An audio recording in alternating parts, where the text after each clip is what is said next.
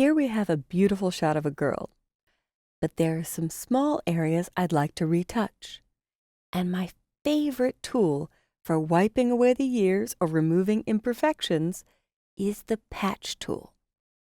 If I zoom in with View Zoom In, or I like to use Command plus on the Mac or Control plus on Windows, I can wheel up with my mouse and see just a bit of creases here on the right and the left.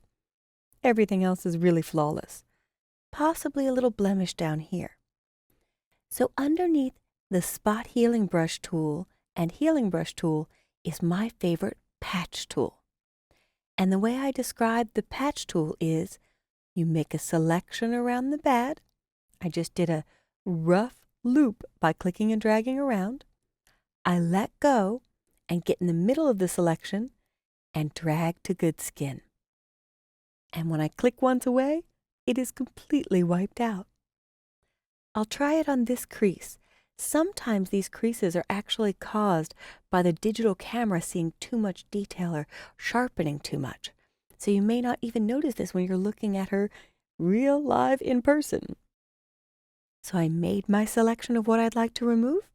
I let go, I get in the middle of it, and I drag to good skin. When I click away, it's gone.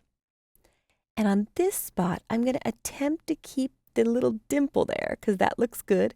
I was also very careful not to remove her mole. It's part of her face. It's a beauty mark.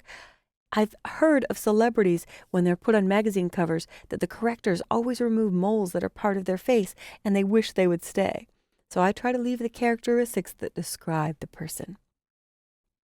I'm going to get in the middle, drag to good skin, and let go. And when I click away, it's nearly flawless.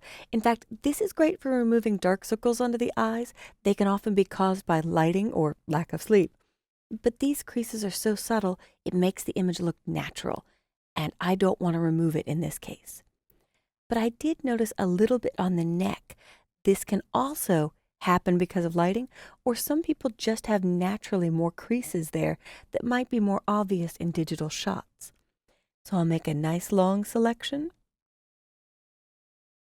let go, and drag down. And do the same for the next one below.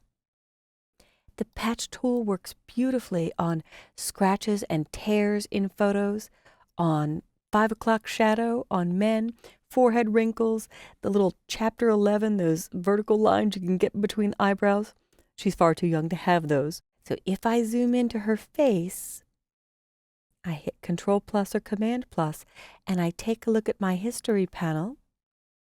I've done a few things, but I can click on the word Open to see before, and click on Deselect to see after.